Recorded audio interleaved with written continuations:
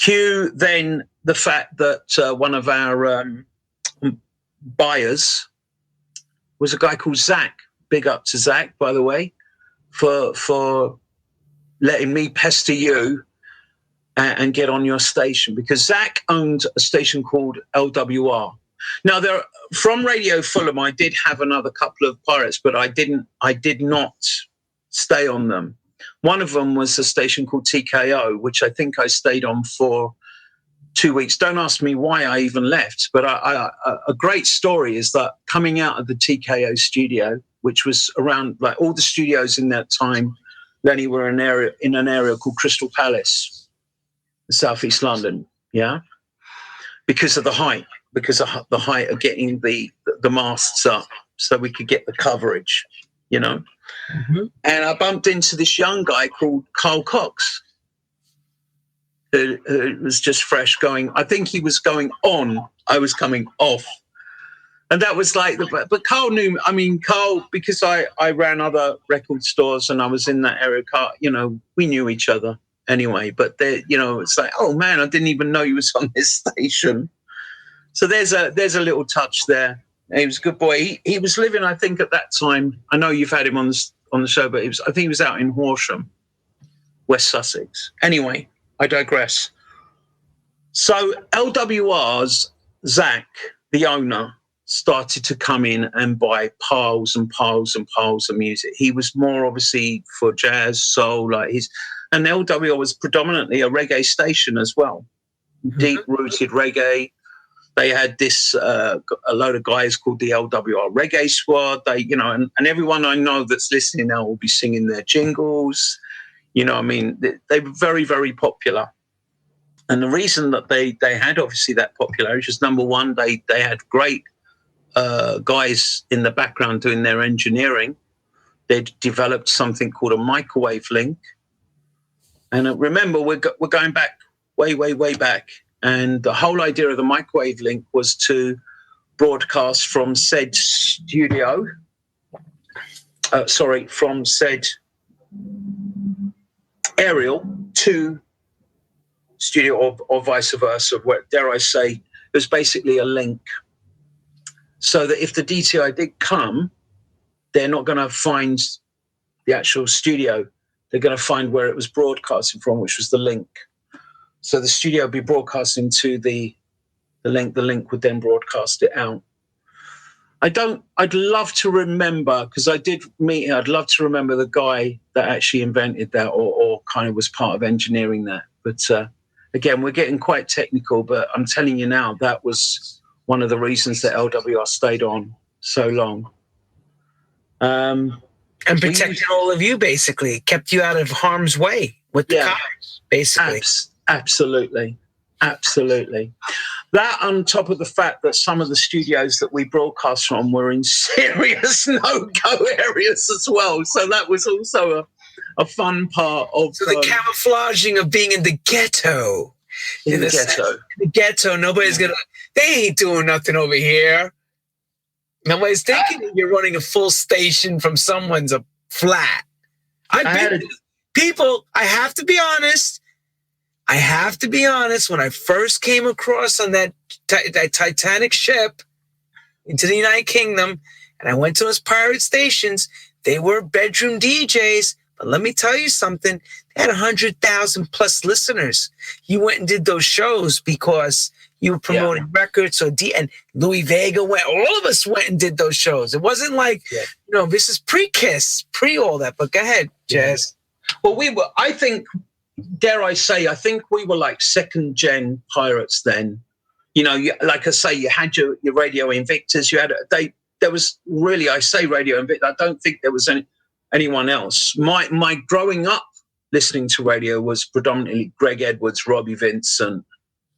You know, on legal radio station, but pretty much everybody that's not so much obviously the youngsters that are on now, but some of the big names found their way through pirate radio somehow, some way to get on. You know, my show particularly went on after a gentleman called Tim Westwood. who ran a really, obviously, an infamous hip hop show. He was so notoriously known for that, and I used to love that fact that I was going on after this massively popular and Tim was such a character, and his whole style of broadcast was even just fun to watch, you know. Let alone it was very animated, so I absolutely loved it. But there's some great stories that I won't obviously go into too many, but one of the greatest stories that I do remember from many times of broadcasts on LWR is we had a little cubby hole in a church somewhere, believe it or not, and we had the studio set up there, and the studio would consist of 2 decks, about 4 towers of double cassettes, and a couple of little monitors. All the decks were plastic in case they were nicked or taken, you know. Never 12. I mean, God, they wouldn't have even been heard of in the sense of a pirate station then. No. And what we used to do was record these tapes, then run up the hill to in that time. This is Crystal Palace High Street, to a butcher shop which was empty, but it used to be a butcher's. Open the door, have a key, obviously, open the door, run in, make sure you're not seen, and then go out to the back into one of where there would have been a fridge, and literally there would be a double cassette player playing, put that tape in, press play, and that would be ready, lined up ready as your show was running. Jesus Christ. Sounds like you're running a drug spot more than a radio station. Absolutely. Wow. Unbelievable the amount of security that you guys had going on to keep the music going. Just so, and of course the studio, like, dare I say, not that I'm involved in, but dare I say, it did move around a lot. Those studios moved, and they were in some areas, man, that you'd be like, I got moved on. I remember the Jacking Zone once never even went out. The police just saw me, rolled up, said, "What the are you doing here, mate?" And I went, "Huh?" And I had my bag, which happened to be my mum's shopping, you know, the shopping trolleys? Well, this was my disguise. I had a shopping trolley bag with my records in one side and a load of towels in the other side to cover it all up. So I'd be walking along with this bloody shopping trolley bag. And he said, "What are you doing here with that?" And of course, it did look a bit suspect. So I went, "Nothing." He went, "Go on your way, mate." The show never went out that night. That's when I had a 9 till 12 slot.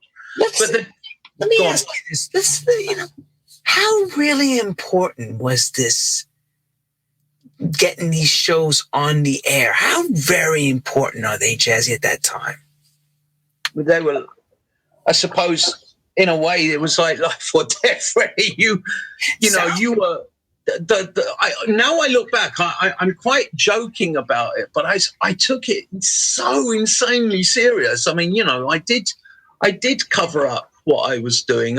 You know, the records would be in one corner of this great big trolley that, you know, you used to be able to slide them off a wheeling trolley, you know, shopping trolley. Yeah. And, cover up with whatever.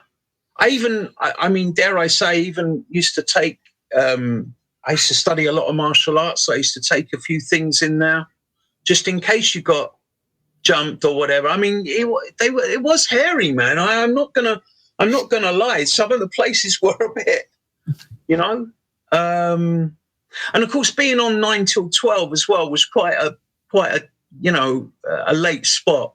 It's a true urban time slot. It's 9 to midnight. 9 till midnight. People driving around with their cars, drinking some beer, listening, you know, maybe smoking some herb, you know, doing that thing. That's that time of night where people are feeling like, you know, looking for ladies or whatever. It's a weeknight, right? Was it a weeknight you were playing? Yeah, Tuesday became synonymous to Tuesdays and Thursdays.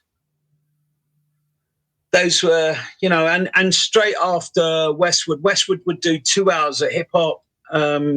and I do 3 hours of house. I mean, the earlier day, I've completely jumped from the completely early days of when I was doing LWR, and the way that even the show got named the Jackin Zone, because obviously what people don't, it's really funny how everyone's got a story to tell about the way it began, and like you're thinking, well, being there at the start and knowing how those tunes came in, and knowing people like Marshall Jefferson, and hey Marshall, and thank you, man, and talking to them on the phone and getting those promos on cassette, because that's the only way we got our promos at that time. There was no such thing. Do you know what? There was things in America called record pools. You know this, yeah? For DJ services, yeah? Yes, sir. We never had that here. I think Tony Prince's DMC was really the first real, organized type of record pool. Organized, yeah. So, and shouts to Tony as well. Thank you for DMC, man. But really and truly, yeah, it's insane to think that we had no way of being serviced. So yeah, you would have to get on the phone. You would have to kind of find. I don't even know how I found out people's numbers and that, but I obviously did.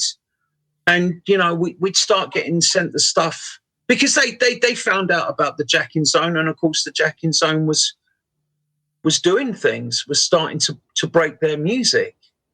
Absolutely. I'm not even going to, that's not boasting. That's just a Jazzy, absolute true fact. Let me have this. Let's explain that a little bit. I want to go into that a little deeper, the Jackin Zone. You created the show. Was it something that just hit you that you were going to do this? Or was it someone tipped you and said, if you go this way, this can really work? No, it was, it's just, I think the way my brain works, it was just an idea.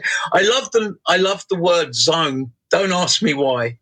I have no idea. And zone is prominent in the sense that when I was playing music on my shows, I called part of my show the Jackin Zone, because there was not enough house records to play. That's how early. That's why it was at the beginning.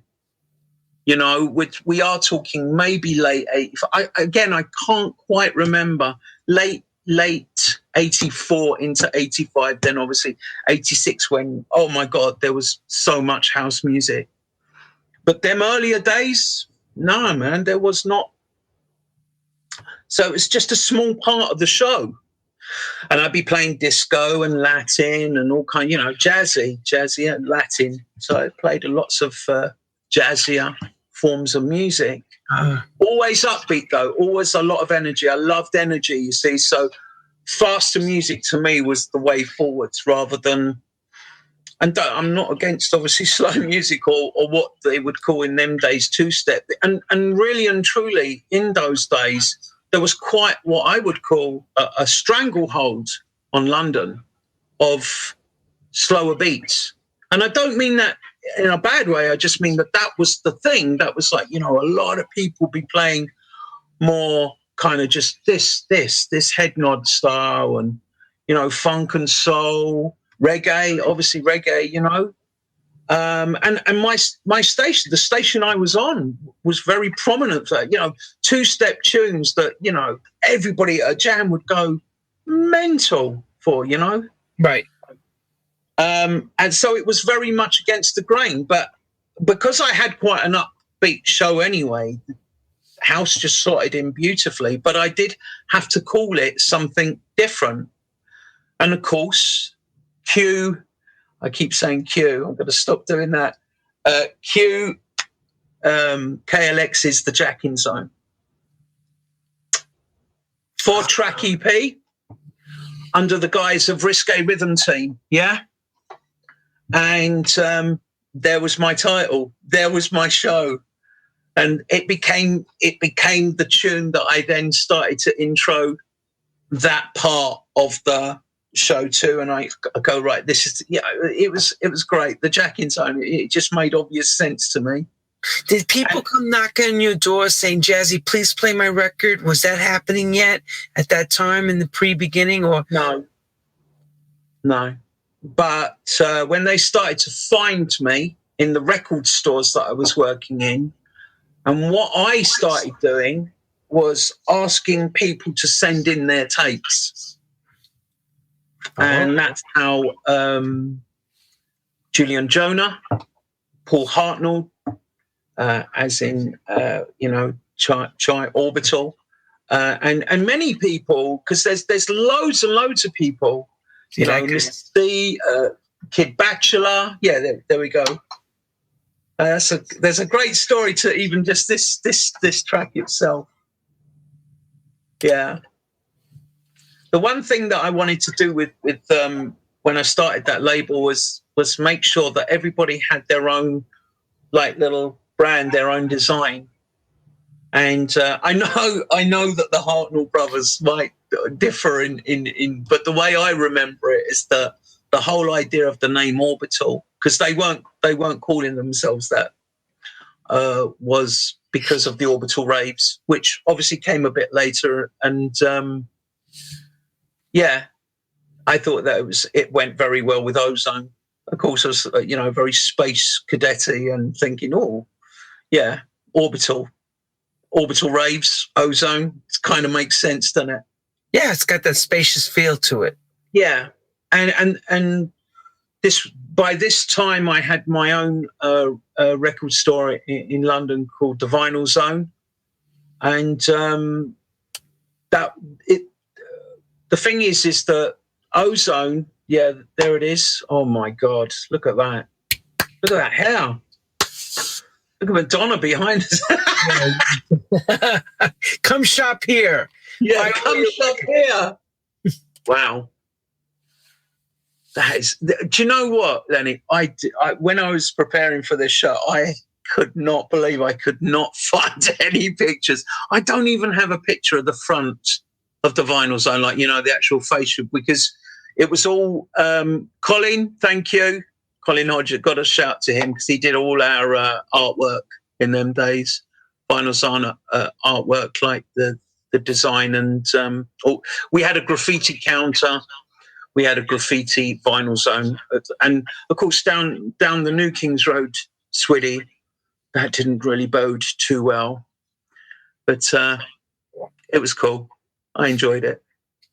We stuck out a little bit like a sore thumb, but if anyone knows the New Kings Road, we were the very, very last shop at the bottom of where the shops ended, because that was obviously it's a massively expensive area, and I can't even begin to imagine how expensive it is now, but it wasn't too cheap even in them days. And the real reason that I want my store down that road, I wanted to be in the Kings Road, by the way, Lenny, which is where it was all happening, was a really dear friend. Shouts to Tony Monson, ran a shop that I used to shop in called Disc Empire, one of my favourite stores, and still to this day, was just a real true upbringing from that man, Tony. He used to supply me all my Jap jazz, and I just loved it. I just loved going, and I know how everybody will relate to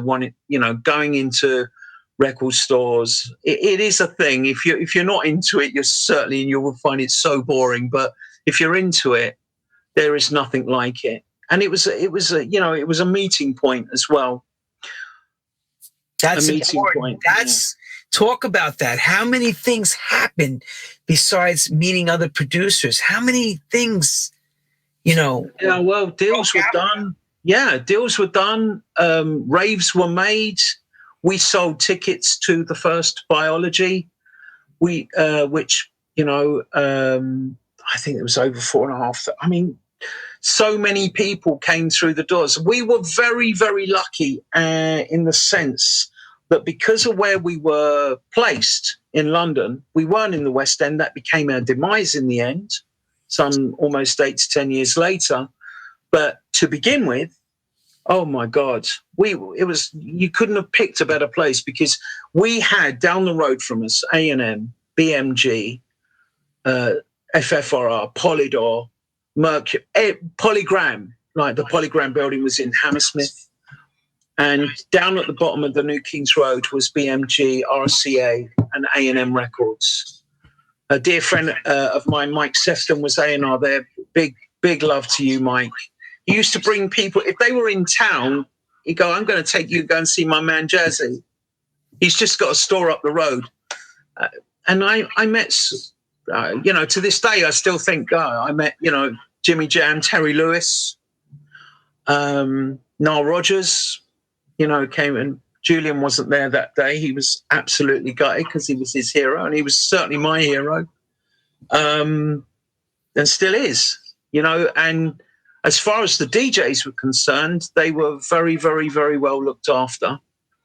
That shot that you just showed of the back of the office, I suppose if you were number 11, yeah, to the side of you, which you can't see, was a set of decks and everything where, dare I say, the specialist customers would come in. These are the guys that would have a cubby hole in Vinyl Zone, and their names would be on it.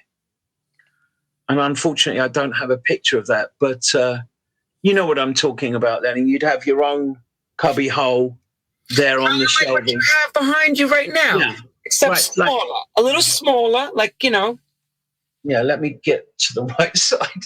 So your name would be here, yeah? And every week, or every day, I should say, as the imports were coming in, as people were coming in, we'd be putting them away for you. And what I loved about it, Lenny, is that I had people like Colin Favor, a really dear friend, rest in peace, Colin. And so many people, CJ McIntosh, so many people would be coming through those doors. And then if they were in town, Alfredo from Ibiza, David Morales would grace us a few times. I mean, lots and lots of wonderful DJs. But the real core of our buyers would have all their cubby holes, and we'd just, fill them up. And then they'd come along. Mr. C used to be away. He I remember him playing me a tape of an idea that he had for a track called Ebenezer Good, and he said, "What do you think of this?" He was a really, really good friend of mine, and I said, "Yeah." I goes, "To be fair, mate, he had so much prowess and confidence in it." I said, "That's most really a number one," and it was number one. So, but what I'm trying to say is, all through the years of the Vinyl Zone, they were unbelievable, a real meeting point. I suppose where maybe the shame came for it was the fact that as it went into its later years, there was more and more and more and more and more record stores opening, and they all tend to be around the West End area. So then people would, if they were traveling, they'd be thinking, well, I could hit 10 stores there, or I go all the way out to see Jazzy for one store. I mean, there were a couple of stores that did open up later on further down the King's Road, but they were quite far. Even they were like a couple of 2-3 miles away, Yeah, but see, like in New York, I remember every store had its stock. Not everybody carried the same stuff. If you missed one thing from one place, a lot of times you go to another record shop, they wouldn't have it. So we would have to come to see you because we knew you had certain things others didn't have, basically. Vice versa. Well, the thing is, I'd look after, if you obviously, in a sense, were one of my customers, between me and my partner, Steve, shouts to Steve, by the way, Steve Harris, who ran the store with me, and Julian, of course. Julian Jonah worked there. Mm-hmm. Shouts to you, Julian.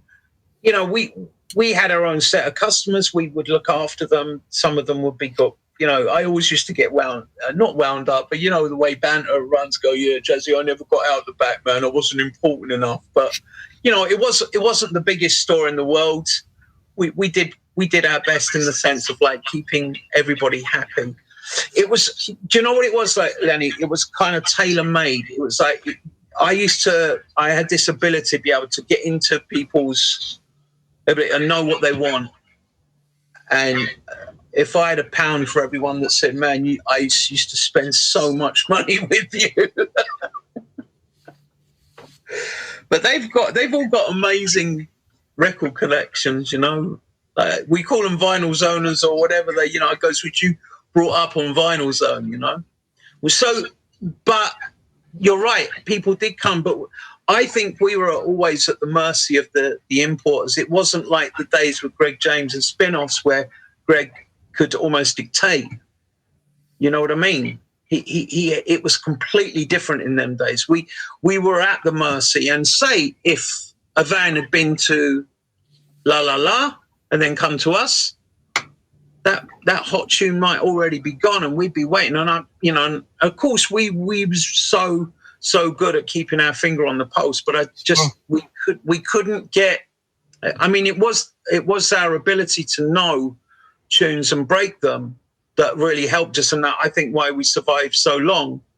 But eventually, it was the fact that the popularity got so condensed into the West End. That was my feeling anyway. That and maybe Margaret Thatcher. Margaret Thatcher, yes.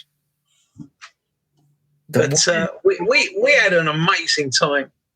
Yeah. She ruled with an iron fist, Margaret. Iron fist, yeah. Mm-hmm. She, I mean, it was a sad thing to eventually close and close it. And people do obviously, on social media, people really, really do reminisce, and just everybody, whoever speaks about Vinyl Zone's always got a nice thing to say, which is cool. I can't remember every day that happened. It left its mark on a lot of us. Yeah, it was fun. It was always fun. Mind you, off camera, Jazzy used to truck in each and every day and truck the hell out of London every day. Yeah. 7 days a week for many, many years. Yeah. So no holidays. No holidays. No holidays, no. There, rain, snow, sleet, sun. He was there. Yeah. There all the time. You had to do that. It's your own business, isn't it, Lenny? You had to do that. I mean, I'm not gonna if I had that chance to do it, I know I'd do it all over again. It was they were groundbreaking days, maybe a little bit wiser, because obviously this is the thing, isn't it? Hindsight's a beautiful thing. You look back and you think, damn, if only I'd have done that a little bit different. But, sure. You can't help. One thing I'll always say to anyone out there, you can't help who you are. And if, you just be yourself, man, as best as you can be. Helping people was a powerful thing, and meeting people was also a great thing. That's what I'm going to ask you the question now. Yeah. There was a record that happened out of that before the store closed. There's a few things that happened that are part of your history, historically speaking, coming from the UK side. Some producers came from that store. Some records came from that store. Can you share? From the Vinyl Zone? Yeah. Yeah. I'll let you tell that story, brother. Well, are we talking about the start of OHZone? Is that where you're getting going to? And also the little bet of what happened. Well, the bet that happened at spin-offs. Okay, so you can. So we'll go. Now we're going to go back. We're going to go back to the time of spin-offs, and what happened was there was this young guy who I hadn't met before, but he was obviously this DMC hip hop mad, unbelievable scratch DJ called Richie Rich, Grandmaster Richie Rich, and Greg at this time was then doing these early mixing and scratch lessons downstairs. He'd opened up, he'd refurbed the shop downstairs. Anyway, so there we are, and Richie, and obviously me and Richie become seriously good friends. I'm obviously running the store. He's running the lessons, yeah? Greg's already put like this little, what you call a 4-track studio. Do you remember them little 4-track recorders? 4-track, man. 4-track. And the reason I say 4-track is because I bet Richie, no, I say we became really close friends. He became the godfather of my daughter. And I bet him, I said, and it was a very jovial bet. It wasn't like, a bet for money. I said, listen, man, I bet you can't make a house tune because you might be big on the hip hop, giving it all that. I said, go on, I bet you can't make it. What, you want a bet? Went downstairs. I don't know, a few hours later, he came up with his cassette, all big smile across his pearly whites, and we put it in on the big system, and then I'm like hearing this, and, it was obviously just like the backbeat of Salsa House. And then, yeah, there you go. Right? All from a gamble. All from you saying. All from a gamble, because Rich's heart and soul, Lenny, was hip hop, not house. And you've got New York producers, dare I say, people like Todd, Terry, Kenny Dope. You can hear even to this very day that they, and obviously Kenny Dope has made a lot of dope beats as well, Jeep beats or whatever he's done on his EPs, so timeless amounts of music that both of them are made. But and I've not really known Kenny, but I've met Todd on many occasions, and we've always spoken, and his love for hip hop, and you can hear it in their music. Yeah, even though they're making house music, house beats. And Richie was, obviously this was the start. This was like, this could have been like the start of his, and he didn't. He went on and Jesus, the Salsa House was enormous, but it did start its life as a bet. And it was a very funny bet as well, because when I heard that loop, with the little Michael Jackson, but I didn't hear the tinkling of the kind of Latin. That was a Michael Jackson. That was a Michael Jackson sample in there. I think. Well, if I'm not mistaken, yeah, yeah. God, and then you heard like a door shut. God. Wow. As that's what he told me. Anyway, as I say, it was the very early 4-track versions. Obviously you can't really get a lot on 4 tracks, but there it was, the very basis of then obviously the tinkling, dun, dun, dun, dun, dun, dun, dun, dun, when he started to then play it over the top and made it into Salsa House. Do you know what I don't remember though? I don't remember how it was named there. I can't remember how he named it, but he obviously came up with it. So the record now is in your hands. Where do you guys take this? What happens? Huh? What's the story in between you hearing him bring the cassette upstairs and everybody heard the record in the shop or whatever? No one was there. No one was there at that time. But just you and Rich? Yeah, just me. I think this would have been late, after we'd shut it and locked the doors, and we would just, and he would come up. Obviously, we used to be in that shop quite late, man. And he'd come upstairs and played it, and I was obviously going mental, thinking this is wicked, as I did, as people will always tell you, Lenny. I used to be very enthusiastic would be the word. Yeah? Yes, I do remember that. Very animated when you like something. Very animated, serious amount of energy, because I was like thinking, this is awesome. It's gonna kill it, man. Yeah, it's gonna rock. This is gonna be the bomb. Yep. So my God, it was what I don't quite remember, but I do know. Obviously, at that time, I was I'd been doing quite a bit of compiling, all right, and compiling albums and compiling box sets. I did this. Oh, look, I've got this one. I know you've got a picture of it. Here's my first. Everybody, the animated box. There you go. Nice. Well, There we go. That's the real box. Let me show them the picture now. Here you go, everybody. Take a look. He was compiling this stuff. He was doing compilation business work for the record labels. Yeah. So were you like a junior A&R at that time or something? Well, I wish I was, Lenny. I was doing the A&R for the A&R guys. But obviously, again, through my energy and enthusiasm, it was just me going, yeah. But I mean, don't get me wrong. That sounds like almost cynical, but it's not quite, because at the end of the day, I was doing myself a service by thinking, wow, that's another compilation. And because I was so, dare I say, maybe riding the crest of the first wave of the Jacking Zone was getting recognition. So I met a gentleman called by the name of Pete Tong, who put together an idea, and he had already a series of albums out, compilation. These are early compilations called The House Sound of London. Yeah, do you remember him, Lenny? Yes, I do.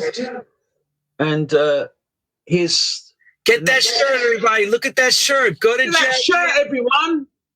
Get that shirt, The House Sound of London. Yeah, OHZoneT-shirts.com. There's a plug. But there you go. There's the album, and I know, thank you so much for wearing that the other day, but I can't quite get that into the... It says the Jacking Zone underneath. Oh, gosh, let this... There it is, perfect. Yeah. OHZone, go to Jazzy's site and get yourself a House Jacking shirt. That is but this album, yeah, the reason this is tied in with Salsa House is because that's how Salsa House, actually Salsa House was not a single. Salsa House was a track on that compilation, and that's how it started, and that's how it started its life, alongside tunes by a group called the D&S Building Contractors. Now let that sink in, because they became known later on as Orbital. Let that sink in, everybody. Sink that in. So let's have this correct. These guys were building guys, correct, in the construction field. No, they weren't. I think the name, because Paul has got a great sense of humor, very dry. I think the whole idea was that they chose the name, I think, of somebody that they knew. And I can't, because I don't know, I can't really say of their building firm. And I obviously, in my inevitable way, turned around and said, nah, man, you cannot have a name like that. I won't quite say what I said. Yeah, but it sounds like a cement office or a construction company. Yeah, exactly. D&S Building. So that's how, now going back to Orbital, that's why, they got named properly. Yeah? We laid it down. We said, listen, man. And there's their design. I got that design done for them through, by the way, guys, if you're listening, thank you. They're called Wandering Moonbeam. They were my first designers. They did that's the first Gen OHZone Records design right there. And I just wanted it to be a little bit special, as in the sense of being a record collector myself, I wanted each and every person that was on our label to have their own design, their own little brand logo, if you like, which was, I think, quite progressive at that time. A little bit like cutting edge. Yeah? Totally. Yeah. And our labels became Z and Y. We never went A and B after that. I think that was the first one that we did, A and B. But what a way to start your record label, eh? With a tune like that. But then going back to House Sound of London, the Jacking Zone, it was called the Jacking Zone. Obviously, Pete really was into it. Pete then, being a really cool A&R guy himself, in the sense of thought, you know what we'll do? We'll put some of the tunes from this compilation onto promo 12s and throw them out and see what they do. One of those 12s had a track on it called Salsa House, and it was on the flip side of something else. That was a promo. It was never a promo as a single, but a promo for the album. Right. But obviously it became what it became. Oh yeah. And then it became, you know, then in its own right got its release like it should have. It still drops. Oh yeah, you can still I still play it every so often, and it still does. Yeah. Still drops, man. So does Chimes. Chimes still has that euphoric.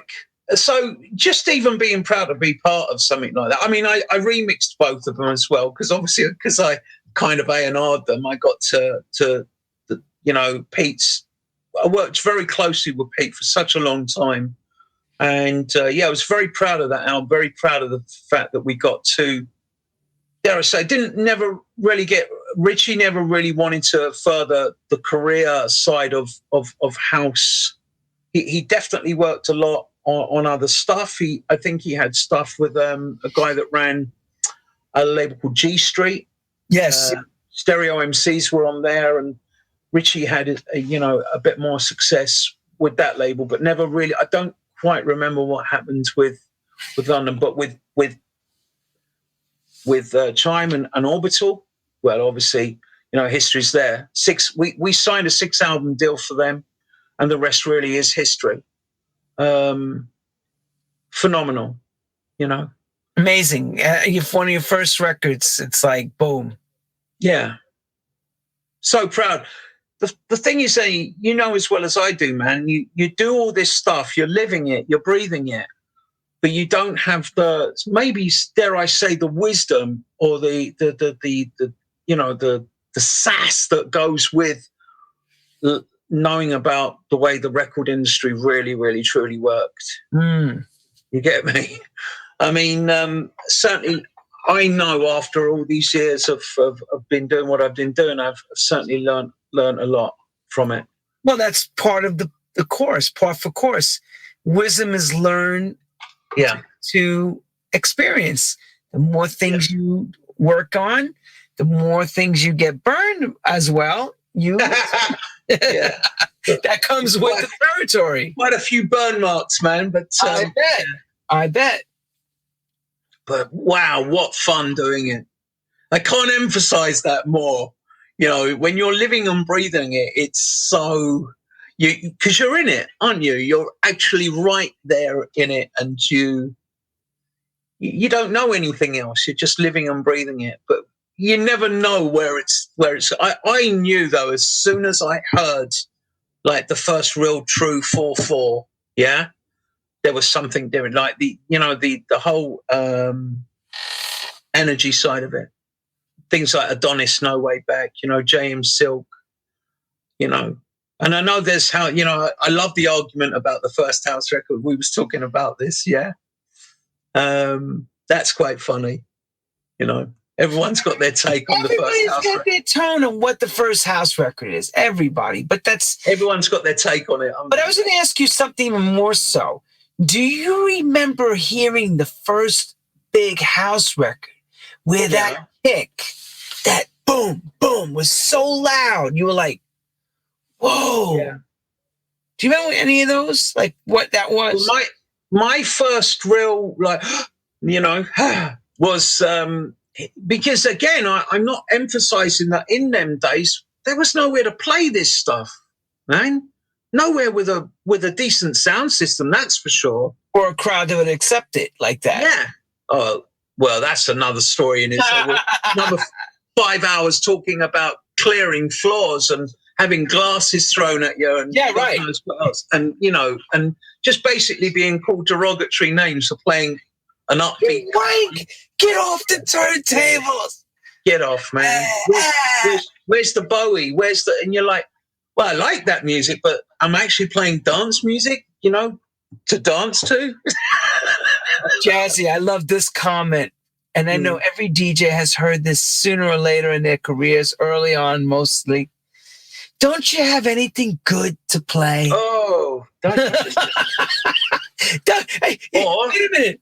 Yeah, go ahead. Or are you going to be playing this all night? Yeah. Is this part of what we're going to be hearing all night? You're going to be playing all this kind of stuff all night? What kind of stuff? Yeah. That's fantastic, isn't it? It just brings back such great memories. Don't you have anything good in there? Don't you have anything good in your box, like a Paul Anka or a Frank Sinatra? Yeah, it's like you got a bit of Sinatra, son. Yeah, we got Sinatra for you. That's coming during the dinner course in a moment. So it's so funny, isn't it? You strive, you work so hard to get sort of a sound across. Then you kind of like, then everyone's into it. But that's I think that's a human story in itself. Oh my God, like not just with house music, just most really with. There could be people out there saying, well, I started to play this, da, da, da, da, da. You know what I mean? But do you know what? It is nice to be on here telling the story of how it truly, it really did begin at the beginning, if you like to see, there's, and the reason I kind of know that in London is no one else was there. You knew that the pirates that were on or off, and this is what I mean. And of course, there wasn't a lot of house records. This is the real deal, how the hell can you be the first to play something if it's not actually there to be played? I know. That's why I know. That's why I'm kind of so glad to say that and to know there is someone else I really need to say hello to and thank you to, though, massively. It's a gentleman from America called Rob Olson. And Rob used to do these link up. We called them the live link up. And I'm not going to tell you any more than that because everybody always asks me, how did you link up live to Chicago? Well, of course, work the math, work the time difference out. There you go. I'm not going to say any more than that. But we used to do something, Lenny, called the live link up on the Jack-In Zone and introduce a gentleman who used to do radio shows, I think on campus, Lenny, in Chicago. Dare I say K107. I was not meant to ever say dare I say, by the way. And I said it. K107. And his shows were obviously then played on the Jack-In Zone, playing all the latest stuff from Hot Mix 5. And, he was really in with the crew, like, Ralphie Rosario, Mario Diaz, some of these amazing, like, more Latin producers coming through in Chicago house music. But Rob really knew a lot of these guys, and of course, another string to the bow, yeah, in the sense of having somebody. And he went on, Rob. This is what I'm so happy about. He went on in the UK, teamed up with companies called Rhythm King at the time, a label, who were run by a company called Rough Trade. Big district, Rough Trade. Oh, remember Rough Trade? Come on now, get your books out, get your encyclopedias. Google Rough Trade. Go ahead. Right, they massive on the indie front. Had labels like One Little Indian, Shaman, Mr. C. And there was a gentleman. Now I'm going off on a tangent. There's a gentleman that worked at Rough Trade. I used to speak to on the phone. This is going all the way back to Croydon days. At my price, called Dave Lee. Dave Lee was my seller. He used to sell me music. So let that one sink in. Let's all Google that, everyone. Dave Lee. Yeah. The disco remixer that you all know today. Yeah. The guy behind Republic Records signing all those records in the beginning. Yeah. That Dave Lee. That Dave Lee. Was that before Head Boys? Yeah, this is going so far back. This is when the Jack-In Zone was on. We had, during this, what I call the magical 2 years, the golden 2 years, where we were untouched. And Dave, again, forgive me, but I do believe that he was, a seller and used to, ring, and we became really good friends. Were you actually calling him on the phone and him playing records over the phone for you? Yeah, just selling records in, selling records into to me. I was buying obviously for my price. This is where I got to, because Dave introduced me to a band, because he obviously had an affiliation getting the label in, I think called 9.9. and there was a band called ESG. Emerald, Sapphire, and Gold. Is it? Where obviously the infamous Moody comes from, which he remixed. I know he remixed on one of his Z or whatever. But yeah, he introduced me to. I've got to give him props, man. This boy, Dave, so knows his stuff. Oh, I know he does. 100%. Oh my God, yeah, and it was a really, really, really cool friendship. I really enjoyed talking to him. I learned a lot from him, even in them really early days, and the reason I mention him in this sense is that I remember seeing him on one of many, programs that have been going out, Lenny, and they were saying, "What was your first house? What do you believe to be the first house?" And he said, "Colonel Abrams. Music is the answer, full of energy." And he said, 1984, and I remember it was 1983. But there you go. Then you're thinking, was it 84? And it always makes you question it. But damn, that is early. Streetwise Records. We're all getting all train spottery, but you know what I mean. Silver Label with the dub on the B. Silver Label, yeah. Arthur Baker had something out on. I'm sure he did as well. That was his label. He signed that. That was Winston Jones. Winston Jones produced that record. Winston Jones is all over that record. That's him. Yeah. And I think, if I remember, memory serves me correct, and I could be throwing some oranges on this one, I think Paul Simpson was involved in that as well. Oh, wow. There you go. Yeah, because Paul was doing a lot of stuff in that around that time on that label and other labels. Use Me, Lose Me, all those records are Streetwise. That's him. Yeah. Oh wow. So without going too into just one record, I know that the accolade seems to go to On and On Jesse. From Jesse, Z Factor on Mitch. Is it Mitch Ball? Which was there was two labels that were out before Tracks. One was Mitch Ball, one was called Precision. Mm-hmm. All from Larry Sherman's camp, and I'm sure Marshall would know a lot more than I do on that sense, on exactly. There's so many. That's who he's talking about, everybody. The Godfather of the House in Chicago. Marshall Jefferson, Jesse Saunders. Marshall mentions all that in his book. Let's give it up for Marshall. God bless him. Thank you, Marshall, for just sticking up for me, really. And because it's really cool. What's funny about it is that, all right, what, you're going to argue with Marshall? All right, yeah, you crack on, son. But it's also I had a bit of a thing on Facebook. And I never, ever get involved in sort of too many, but almost a discrepancy, because I was kind of putting it out as promoting for myself for a gig. And I was saying, Godfather of UK House, which was termed, by the way, by Grooverider, not by myself, in a DJ Mag edition. I remember reading that. I do remember reading. Grooverider gave that to you, right? Grooverider gave it to me because he used to shop with me at my price. And he used to really be against house music, and I don't mean it in a bad way, just like and we became friends, man. We just it's go, no, you need to get your ears around this, man.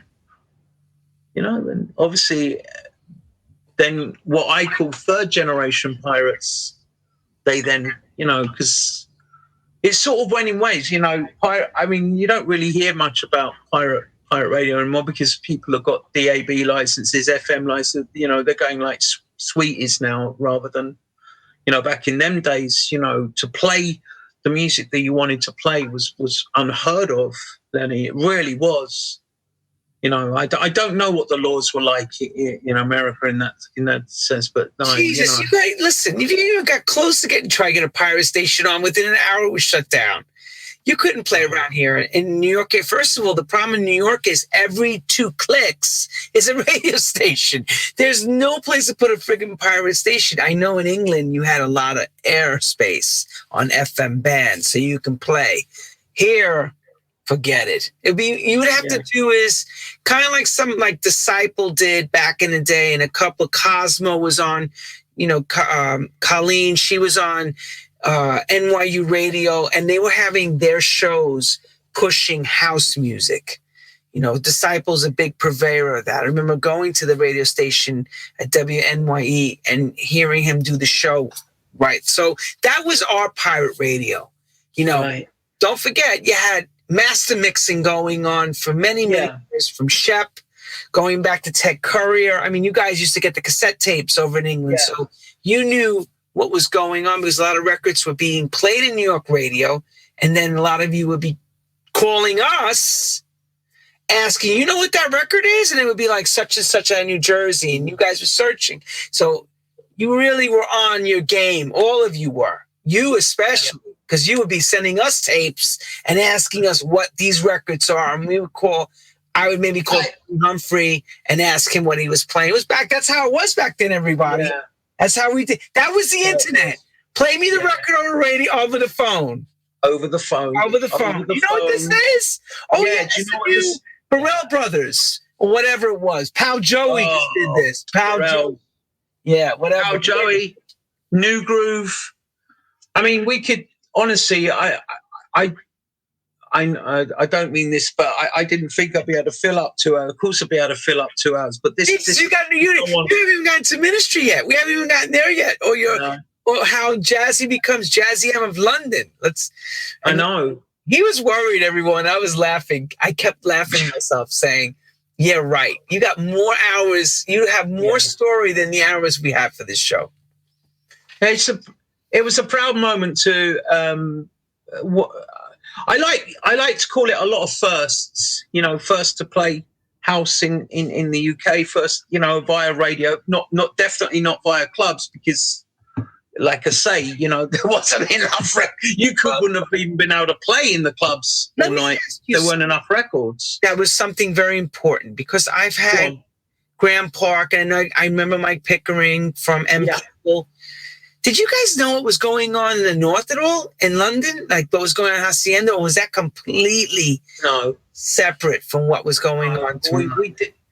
All I can tell you is that you can. I don't know how you could ever program a night of playing music, like dare I say a house night, without enough records. And every DJ knows that.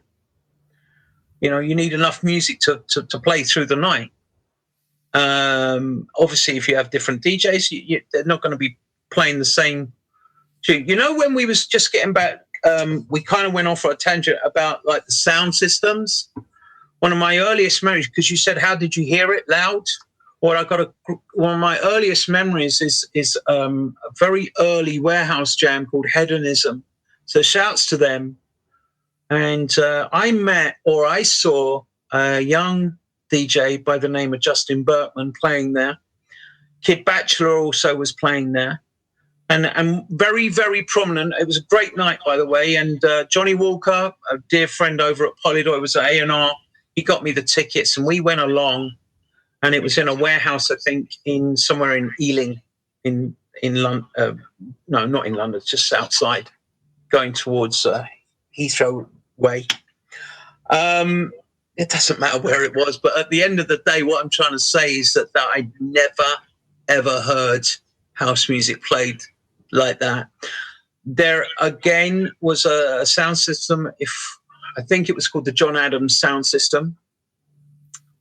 And this was how, obviously, I believe that it then went on the Ministry of Sound. So it was kind of like the intro into the way that the Ministry of Sound. I know the Ministry of Sound was based on, you know, Paradise Garage, in the sense that, you know, the sound system and everything. But trust me, this was the first time I'd ever heard. I was thinking, and I heard, I think it was Ray's, something in that, and I'd never heard, like, you know, the way the snares and the bass line and everything was coming through. I was like, whoa. Yeah, it's just something that always sticks in my mind as something very, very early in them days, as you know, as far as, because there was no clubs doing it, trust me. Maybe you had a club, I think there is it the Hippodrome or something like that might have had a big old sound system, but it certainly wouldn't be playing anything underground, you know? Right. And there's always that first time. It's like getting your cherry pop. You never forget that feeling. No, of course not. You'll never forget your first time. Never forget it. You can hear it 10 times more. But that first shot that you're like, whoa. Yeah. I haven't got that because the memory does not serve me as well as I'd like to say, but it was definitely called hedonism, and Simon Gordon, I think, was responsible for it. But Johnny Walker was the one, a friend over at Polydor, who got me those tickets. I'll never forget. And Polydor was in with FFRI. It was all like they were all in one together because they were under an umbrella called Polygram, Mercury, FFRR, all these labels all in one building, all over at Hammersmith. And of course, I was like a very frequent visitor there with my, signing up groups and bands and doing my own compilations. It was a great time, man. Great time. Real groundbreaking time. And there was a young lady that used to come through our doors, a Vinyl Zone. And she then went on to start, her name's Lynn Cosgrove. And she went on, Lynn, to then start a very early ministry of sound. I remember getting a call saying, you'll have to get on, because I wasn't really too crazy about getting on flights and stuff. And that was the beginnings, really, of the ministry. But Justin Bertman's idea about the ministry came to me way even before that, like 5 years before. Again, I'm going off in tangents, but what I'm trying to say is that he had this idea. It was based on the Paradise Garage, as far as I can remember. He used to come to me at the counter of My Price in Croydon's, and I even remember blueprints being rolled out in front of me. And forgive me if I was tripping, but I do think that I remember that. He said, I got the place. And I was going, you're joking? This was like 5 years in the making. And I remember going to a hearing in Lambeth Town Hall. Okay. And I was called a referee. I had to stand up and say that I had, at a certain point, Justin asked me to do this. I vouch for blah, blah, blah, blah, blah, to be a nightclub or something in the ilk of that. And the Ministry of Sound was born. Oh, you were there for the actual... Yeah, I was privileged and asked the go ahead to make this club. Yeah, and I was a referee at the town hall meeting. The police were there; they were against it. Was this in the Elephant Castle area? In that part? I think that the ministry was as an old shoe factory, and it was they'd obviously picked it up. Justin had teamed up with some well-to-do people, and the birth of the club. But it was his idea, man. He was on that idea for a long time, and I'll never forget his face when coming through the door. I've got it, Jazz. I'll never forget that moment, man. In a sense of like, wow, you've done it. And I remember saying to him, do you realize what you're doing? Do you realize who will want to play there? I goes, you do know that, don't you? You do know that everybody... You said that, right? You said that. I goes, you do know that everyone in the world will want to play this. He said about the circular stacks. It didn't have circular stacks, by the way, but I know, because I know. But that was his whole idea about, the circular room, so every point in that room, wherever you was, bang, bang, bang. Didn't end up quite like that. No, change. Yeah, and the great, one of the greatest, I say, it is a series of firsts. So many firsts for me. And that opening night, man, I was behind a wall. I was behind a big slit in the wall, and all I could see was hair. And that was the main room. I used to tell this story so much to people, you know, when you're in the VIP, Lenny, when you're down them tunnels and you're telling people, you know, the booth used to be here, man. I tell the same thing. The booth here, man. No. You know, people be laughing at you like you're some idiot. It's going, no, this is where the booth was. This is where we DJ'd. And this is where I played the first record on the opening night. To be fair, it was the first dance record, the first ever record, as far as my memory serves, is that it was 2001 Space Odyssey, which Justin wanted to play to open the doors to everybody to walk into the room with. Look at Jazzy Ministry. Look at him. Deep in concentration. Deep. Yeah, sweaty, working hard. That's the bar. That's the bar. I was going to say to you about the bar. The bar had many places, many booths. You know, during its life. Oh my God, the early Ministry had a cinema room, Lenny, and you know it was. It was like a warehouse. The early Ministry was very much like a warehouse, a gutted out. More important, you had to get the Odyssey 2001 record, put it on, the whole thing? No, I didn't put that on. I didn't put that. But what I'm trying to say is that was put on to just open the doors. It wasn't put on for the... what they did is they kept everyone in the bar. And you know the Ministry. You know the Ministry's got these tunnels, right? Those tunnels didn't exist. What there was the bar, there was some doors, and there was the main room. And you open the doors and everyone just walked in. There was no sound tunneling. So, well, if I can remember right, I'm sure that's how it was. So put the 2001, open the doors and let everyone come in to the main room from the bar, which, by the way, was a juice bar. And the reason that we were there at that meeting was so that they could get this 24-hour dance license. And the only way they could get it was to be a juice bar, not to serve alcohol. Again, if my memory serves me correctly, that's how I remember it. I could be wrong, but... Because Justin modeled everything after the garage, and the garage was no alcohol. So I can guarantee...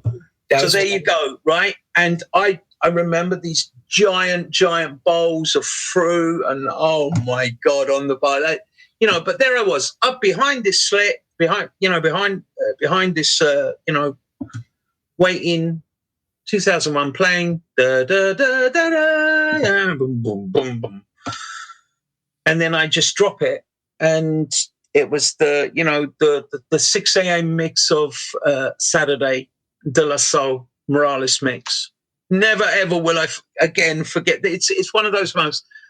The scary bit before then was looking at this mixer, this Yuri, this modular mixer, which was insanely alien to me. All I knew was really and truly we were all brought up on hip hop mixers, which were just crossfader. Like everyone would be doing this, man. Everyone, this was part of I'd say the kind of British way of mixing, not knowing this amazingly smooth style of American mixing, which was done really on modular mixers, which obviously Justin certainly knew about, Yeah, he did. He did know about it. Anyway, this very kindly gentleman came up to me and said, he saw me a little bit puzzled.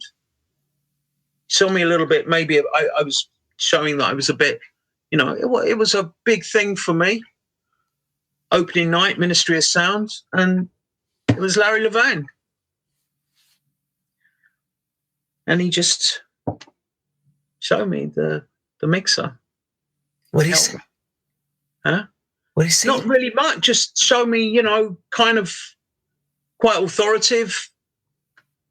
I watched, learn, and bang. I almost remember, I think it was with a couple of girls were sitting there, just one sofa. It wasn't really that, glamorous, dare I say, behind there. It was all real, quite raw.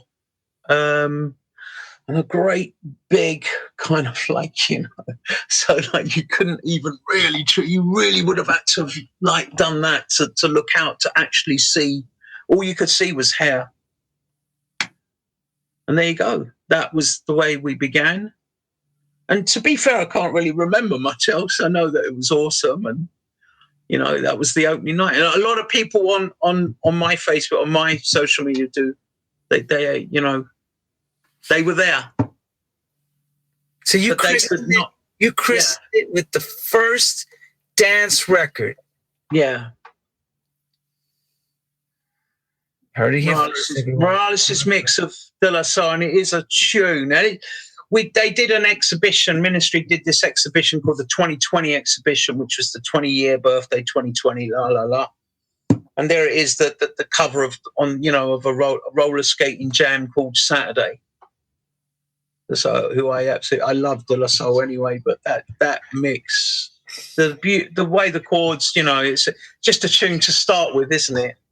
115 BPM, nothing too crazy, but then he just goes, once the like rap and bam, pow. Welcome to the Ministry of Sound. Welcome to the Ministry of Sound. Yeah, that's the way it began. And I played a few more times. Never really played there again for a while. Won't go into that really. There was a lot of early politics going on, and that's when we bring it to Lynn, and then saying, I think about the whole residency thing, and that started, wow, because LWR then was, I think the Pirates all switched off. Kiss got the Kiss FM. They were like this weekend station.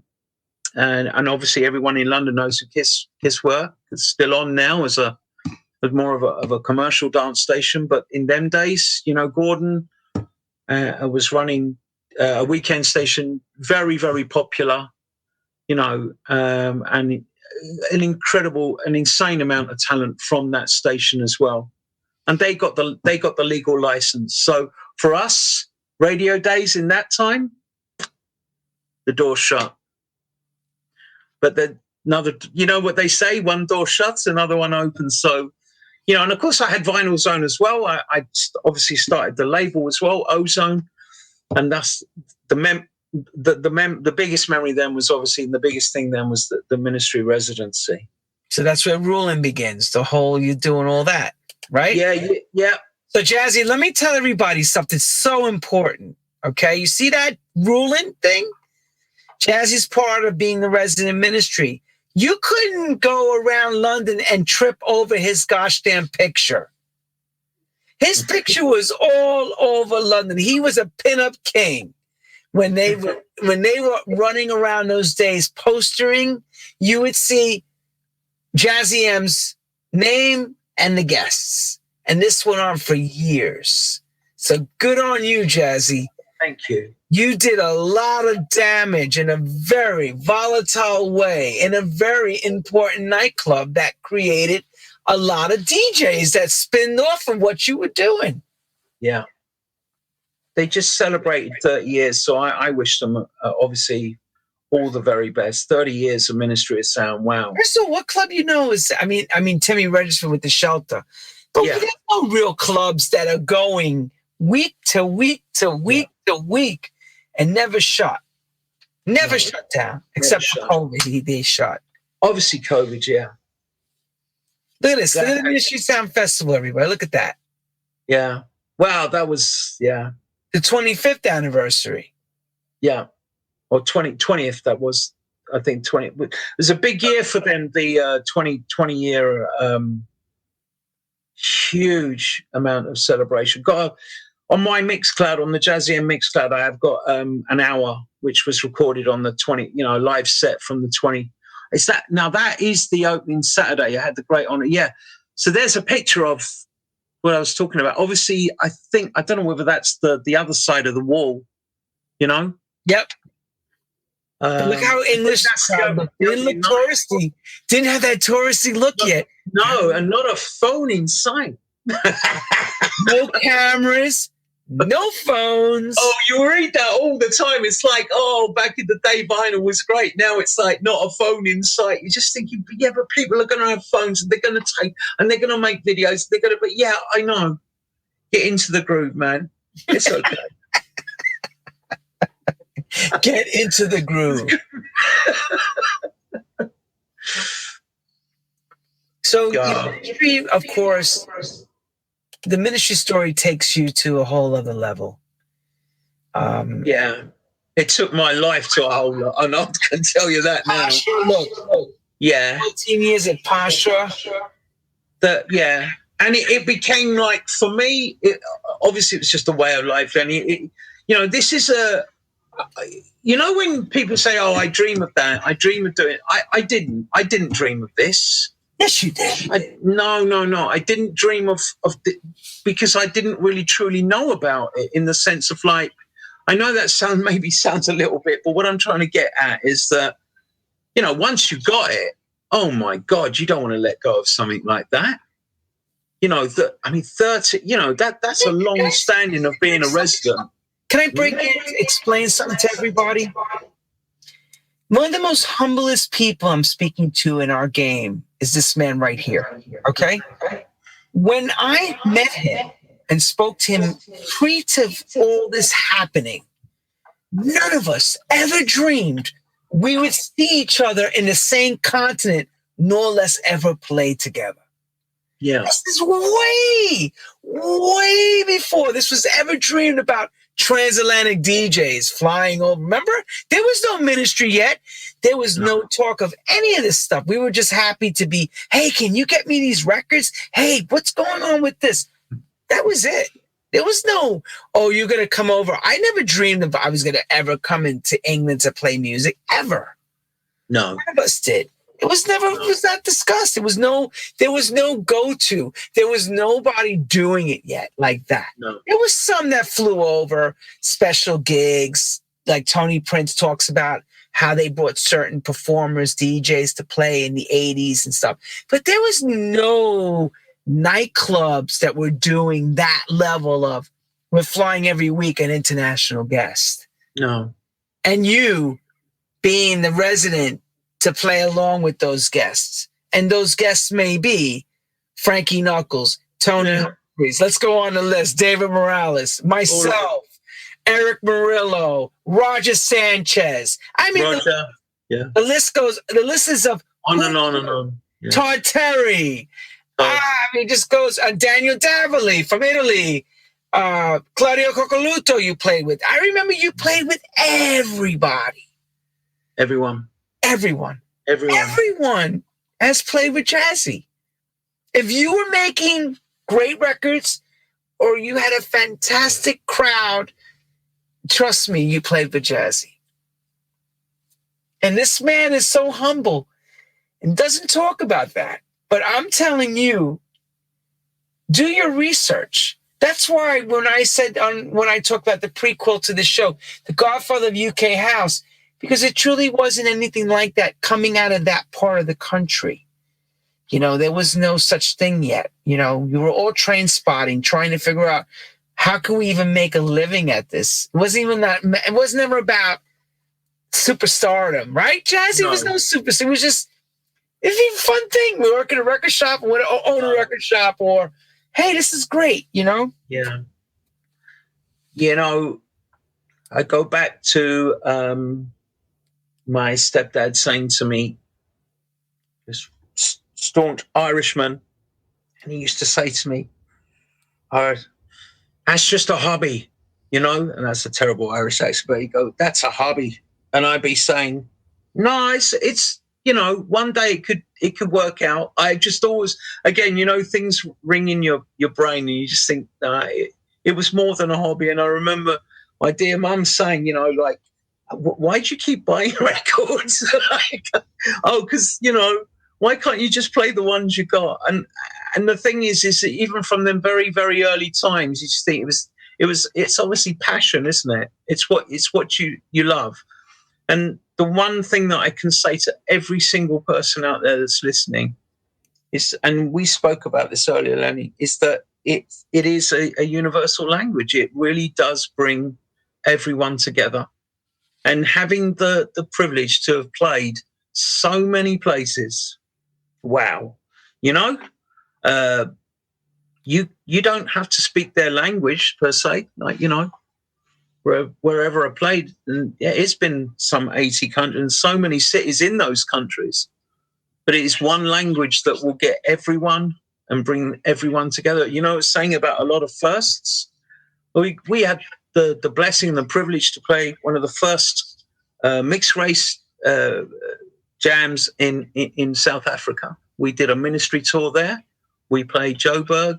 Shouts out to Lloyd. Thank you, Lloyd. And to Mark Auerbach, you know, for making that happen and making that possible. You know, we did a lot of firsts. We did a lot of, you know, and like you say, it was an insane turn, insane privilege to even have done it.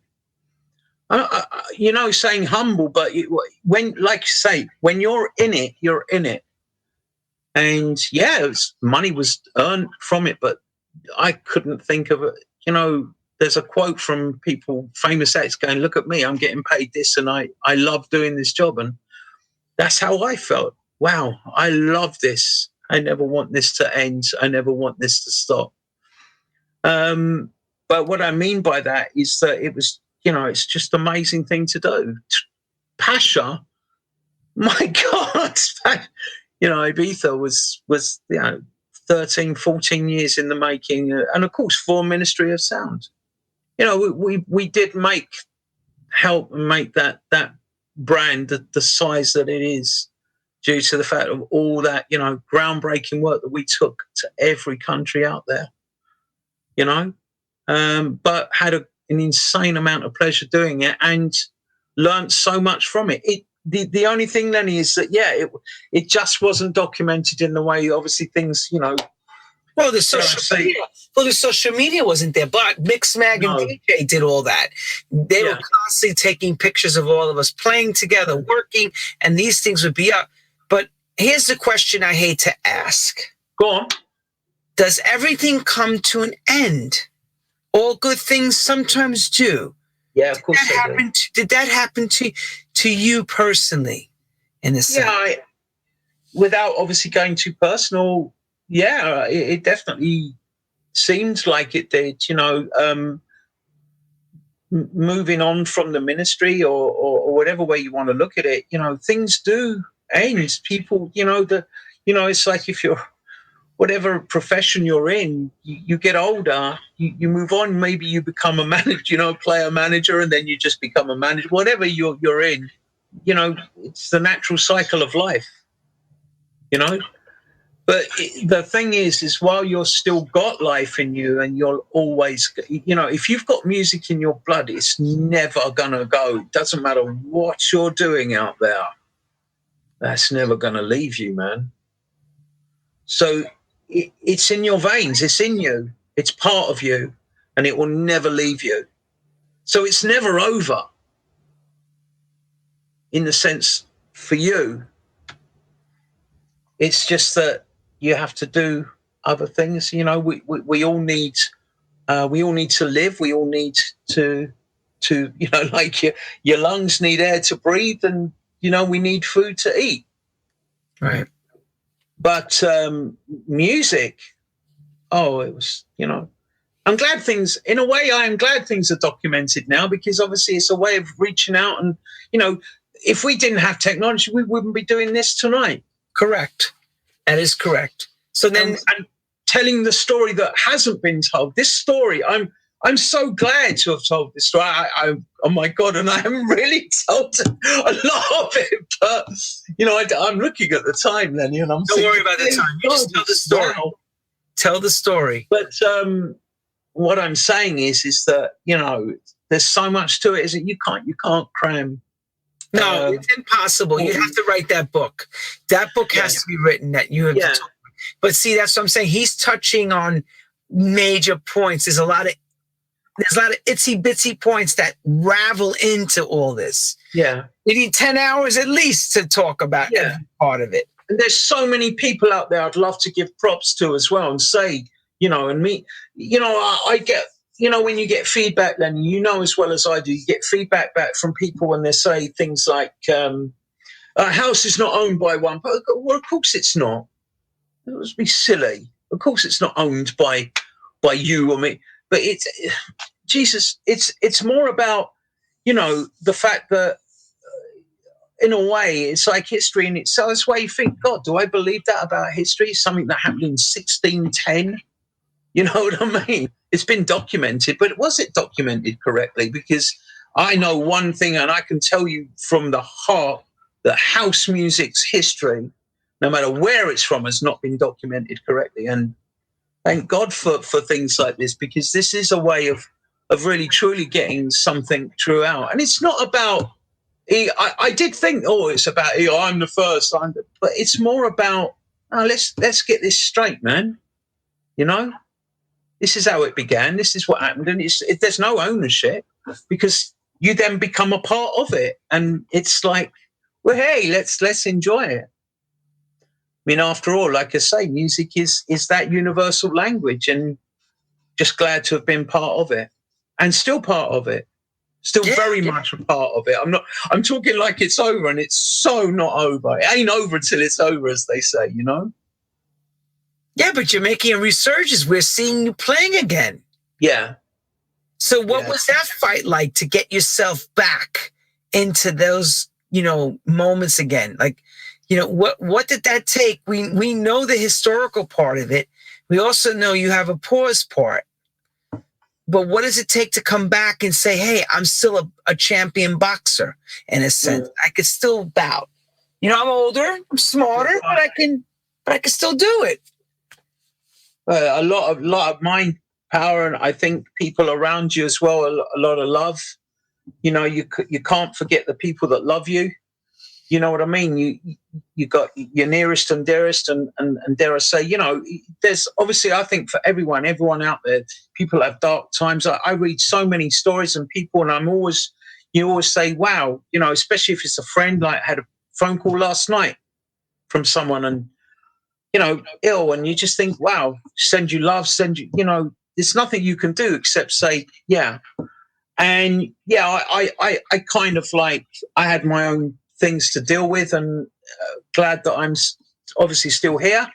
Had things to, some illnesses, things that were not, that would knock you out of sync, because if you haven't got yourself, who have you got? You know what I mean? You can't send part of yourself out to DJ. You can only be your full self. I just send my arm. It'll handle the job. The arm will handle it. Or these ears, just have them. But you know what I mean? It's like, you get through it. I think there's a saying like, never judge a man of what he's got, but how he comes back. And I've got that wrong, by the way. But what I mean by it is, it's good. It's like, don't call it a comeback. LL Cool J. It's like come back, be stronger, older, wiser. Wow, we've learned so much, Lenny, haven't we? We've learned so much during the course of this life anyway, yet alone. You know what I mean? Let me clarify something to everybody. When you're alone, and really alone, after the lights shut, system goes down, he knows what I'm talking about. When things stop to become where the phone stops ringing, let's just say, it could do you in, because you're used to being a center of attraction to a certain extent, where money's coming in, gigs are coming in, and when all this machine slowly starts to, and then it crumbles, it's a tough acceptance. I know that. It's a tough acceptance. I've spoken this with other guys, to have to now regroup and try to fight to get what's yours, when you're watching others and you're going, they don't deserve that. No. Or they haven't worked and traveled the roads. Yeah, exactly. I mean, groundbreaking stuff, being a purveyor or a groundbreaker doesn't mean that you're going to get all the rewards. It doesn't. I have been so blessed in what I've done, and I never ever take that away. But it ain't like it ain't over yet. So this is what I'm saying. And once you've done this for, oh my God, so long, what else do you know what to do? You know, what do you know? I could tell you so many stories of people that have called me or messaged me and were quite despondent themselves, you know, not so much through the COVID time, but even pre that, you know, and I've asked for advice, and I'm like thinking, God, if you only knew what was going on this side of the coin, you know, like, but you're always trying to help the people that you know and care about, but you've also got to help yourself. Number one is important. Getting your mind straight is obviously far, you know, looking after yourself, your health, whatever. You only get one shot at this, so make sure you do it right. You know, health is wealth, everyone, and health is wealth. Jazzy has told us a lot today. Yeah, health is wealth. And Jazzy forgot to mention something so important, but let me mention it for you. Remember, everybody, crack is whack. Yeah, that's the era we come from. Crack is whack. Don't let it be crack. Don't let it be crack. Don't let it be crack. But this is what we're talking about. Realness. Joys of why we all do what we do. And this is the part I miss the most. Jazzy would have his store. And he would say to me, no, Lenny, don't go nowhere, mate. We're going to go have dinner after. Right. That's the kind of moments, you know, it'd be a bunch of us. And what we're doing right now is what we would be doing at a dinner. Laughing, crying, talking. Yeah. Shouting out about who's a crap in the business. And it's like any business. It's a business. But at the end of the day, there's good guys, there's bad guys. And the question, bad guys. A lot of bad guys. Know how to play. You gotta know how to play with them. A lot of pretenders. Imitators. Yeah. Imitators. Oh, yeah. A lot of imitation going on out there, everyone. People asking me if I ever played a gig with you. Of course I have. I played at Pasha with him. I played at Ministry. Me and Kerry played. Yes. We played with Jazzy. Yes. I played with Jazzy. Yes. I didn't say that in the beginning. Let me clarify it one more time. If you played Ministry for a ruling party, it's either CJ or Jazzy. It happened the nights I played with Jazzy. Yes. Does Jazzy know how to work a sound system? Hell yes. Does Jazzy know how to make it go really loud and you feel your heart in the dance floor? Yes. I experienced it with Jazzy, with his bass, his rolling bass lines, because he likes to play tough. I can't explain. It's a tougher sound. It's a groovy but tough pushing sound. And I've experienced on the dance floor. I would go stand down there for an hour taking in what he was doing just to see his perspective. Musically, so when I say listen perspective of what he's trying to say. That's how we would talk this way. What is he trying to say? And he would say it through the music. The music would speak. You know, we knew the person. We knew the fun-loving guy. But we also wanted to hear the guy that would rock you, make you feel your heart palpitate from the dance floor. I love the bass.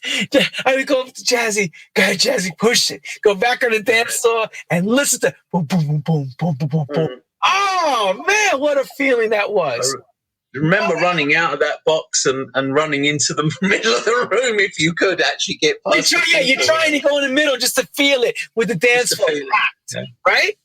Yeah, absolutely. What a sound system. Jesus. And if you never played in a system like that, oh my God, you got to get ready for it. You really got to get ready for it. It's an experience. Because even the sound for the monitors, it's so godforsaken loud in the room. You couldn't even hear the monitors properly. That's how loud it was. You remember, Jazzy? It's crazy. Absolutely. Absolutely.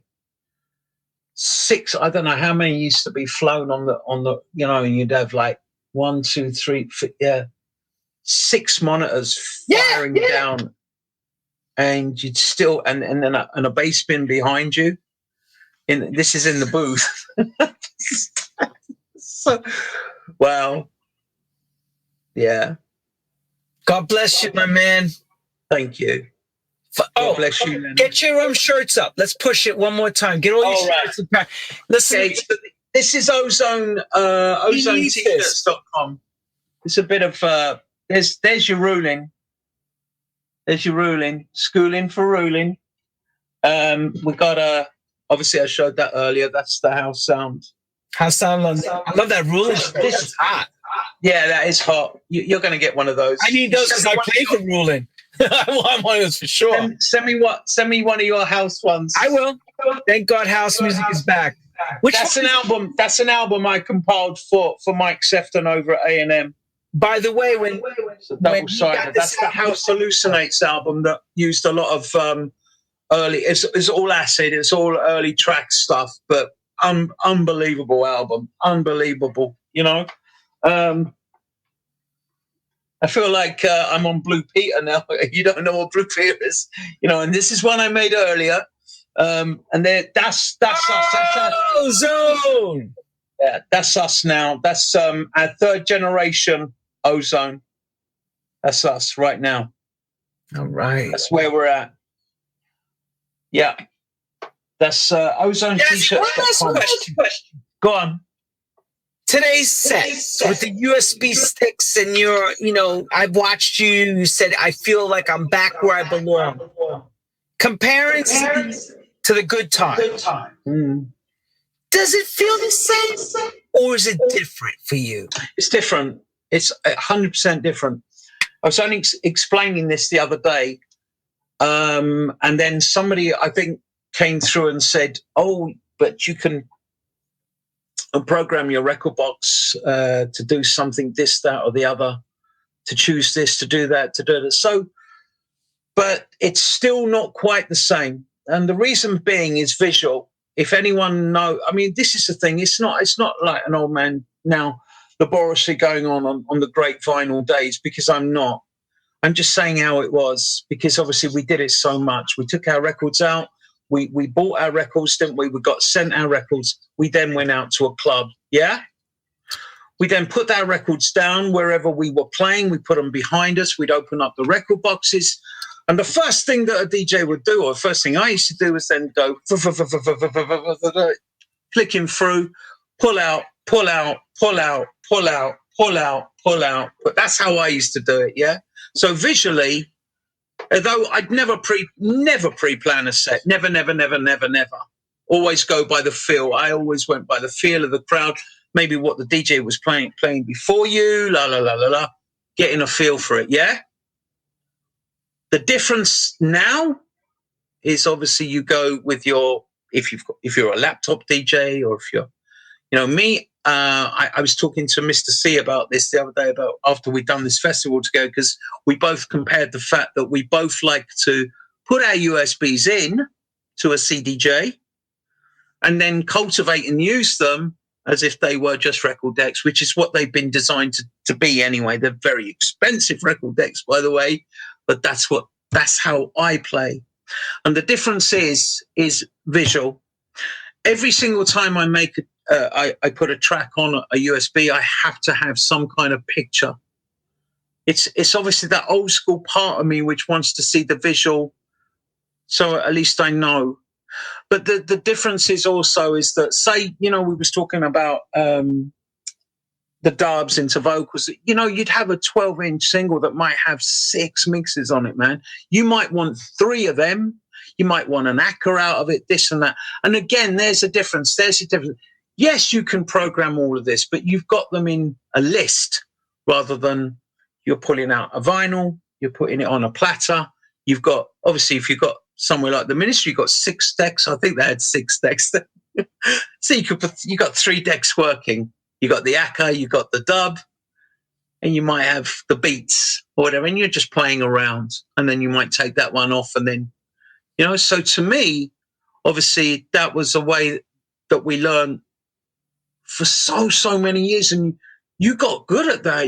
Obviously you were doing it so it's different. I'm not saying it's worse, and I'm not saying this, but I'm because computers, obviously, they're there to help you, but it's the way that you've got to then sort of plan your set, so to speak, more, You got to think And dare I pre to it. You got to really think it through before you go out the house. You got to think it, right? You got to work through this. You got to. And it's there's thousands and thousands more tunes. You know, we're getting sent. Thank you, by the way, everyone sending me music. Thank you. And thank you, everyone that's contacting me, still sending me music. Thank you, Lenny, sending me. You're then going through those tunes. You know how long that takes you, Lenny. You're going through I'm tired. bang, bang, bang, bang, bang, bang, bang. You can spend whole days. It's like, Jesus. Whole days. You're like, when is it going to end? When's it going to end? And I'm not being horrible, but not everything is going to be to what you like. You know, you've got to give them more than a couple of seconds to listen. You know, you've got to listen.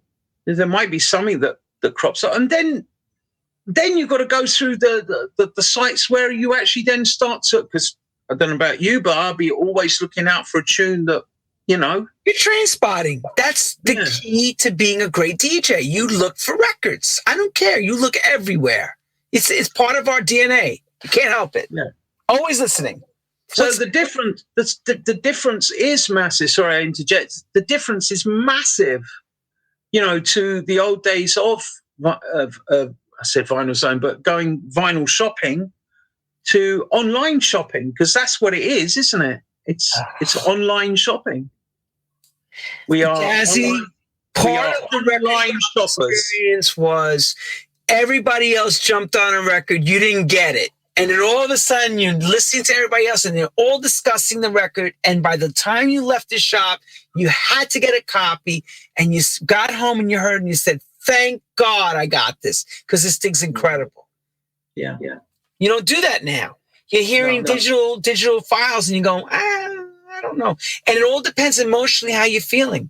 Because a lot of times if I'm not in a good mood and I'm listening to records, I'll throw them in the garbage. It's just the way it is. I can't help it. Sorry, everybody. Don't send me your promos or I'm aggravated. Yeah. I may chuck you. And I've done this. What is that? And I knew I had it. That's what's killing me. Jazzy would be like, I did this to Jazzy one day. Jazzy came, saw me in Black Mark. I just left. I was leaving. He says, is there anything in there? I says, nah, it's not that much stuff. He goes inside. He comes back out. I'm still out on the street. I'm talking to Trouble. Somebody comes out. He says, what are you talking about? There's like 30 records in here I needed.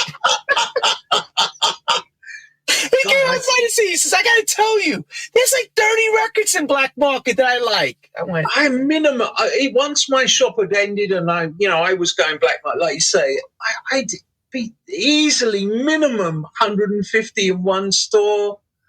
Have money we used to, as you can see, the money we used to spend on vinyl. And 10 times over right now if you didn't have all that collection. No, for real.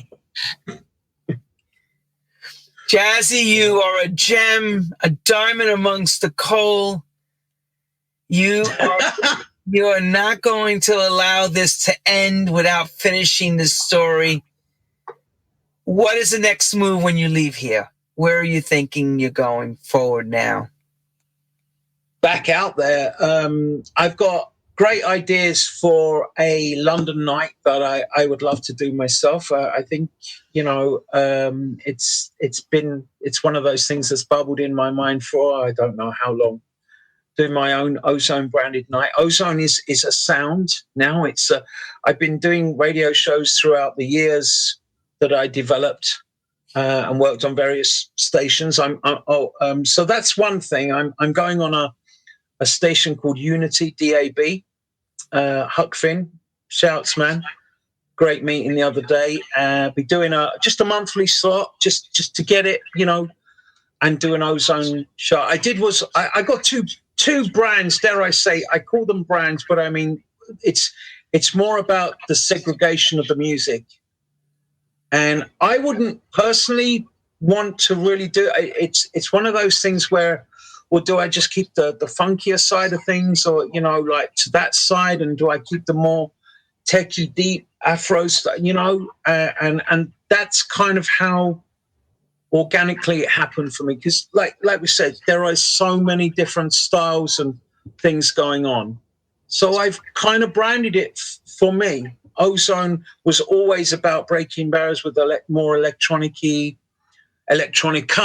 and techie, techno, and the funkier side. What I got known for, like you say, Ruling, the Ministry, the Glory years, was more funky, and I started up a little brand I called Who Killed Disco. It's very, very tongue in cheek. I was reading an article one day, I don't know where, and it said, well, who killed disco anyway? And I was thinking, well, okay, that sounds like, and I turned around to my friend and I said, that's quite a good name. What do you mean good name? Because I'm thinking it, not saying it. I was thinking, yeah, who killed disco? So there you go. And then I've put all the old funkier style, and everyone's doing loops still. I mean, disco's certainly not dead. That is, I mean, wow, it's certainly not. Not at all. Wow. I was at a festival the other day, and a kid was 17, 18, goes, yeah, disco, man, because I had a Who Killed Disco shirt on. It's like disco, and you're like, wow.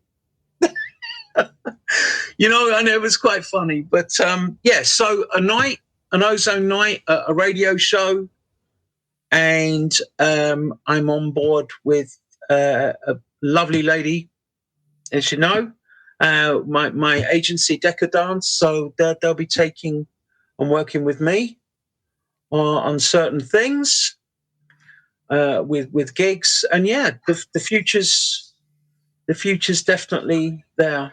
Go. That's Let's just give Decadence. Let's give Decadence a big applause for coming out. Karen's out there. Thank you, Karen.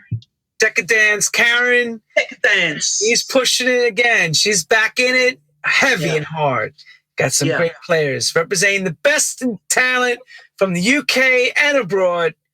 Decadence. Check her out. Brilliant. Karen, who helps me with my work. And True House Stories is behind True House Stories. Yeah. Yes, and we must give it up to Karen. Jazzy M, we want to applaud you, brother. Applaud you with a golf clap. Thank you. Golf clap. You've done a fantastic job. Check Jazzy out. Hit him up. Let him know what you think of what he's doing. We all need feedback. It's important, but be polite.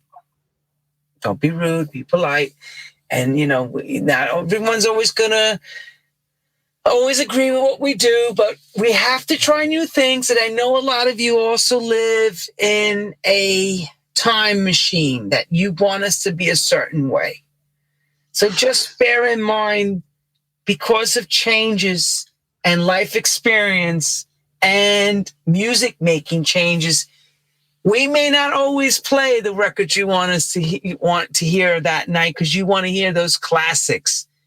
But bear in mind, the talent that you're coming to hear is still there.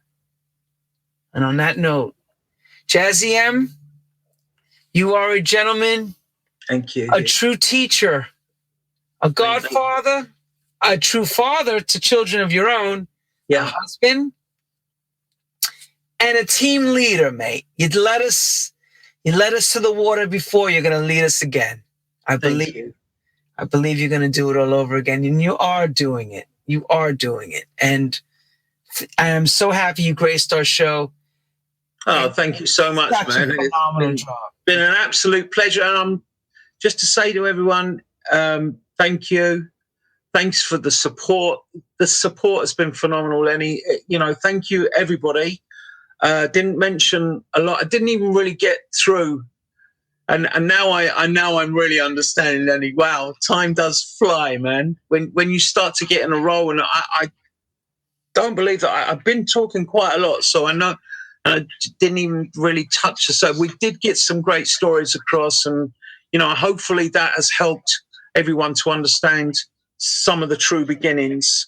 And thanks for the opportunity, Lenny, and big up to True House Stories, and further and bigger and better. We know you have a lot more to say, but we want you to write that book, Jazzy. And when you come back, if we're on a different platform, whatever happens, or whatever changes, Who knows what's going to happen? But we need your club nights. We need your club nights again. We need ruling again. We need all that stuff again. Oof. Yeah, that would be cool. Part of that again. I want to be part of that again. I had such great. Oh man, to talk to ministry, to even try and get that proper ruling with the proper sounds, that would be amazing. Even if it was 1 or 2 parties a year, wow, that would be cool. If you're hearing. Ministry. That would be cool. Hey, you never know what. Could be a True House Stories night with ruling. You never know. That would be nice. Never know. Thank you, Lenny. On that note, everyone, I just want to say one thing more, very important. As we've given this wonderful man his stage to say what he's going to say, and he's another legend, I'm bringing also a legend from the 80s, Mr. Freddie Bastogne. Oh, wow. Yes, Freddie Bastogne, another 80s legend I reached out to and said, Freddie, you must tell that Danceteria story in the Mug Club and all those great places you played in New York. He will be gracing us next week, not as the actor, but as the DJ. Brilliant. October 6th, Wednesday, 2 o'clock New York City time. And on that note, Jazzy M, Lenny Fontana, and all the True House Stories people around the world, have a great night. God bless. Stay safe. Stay safe.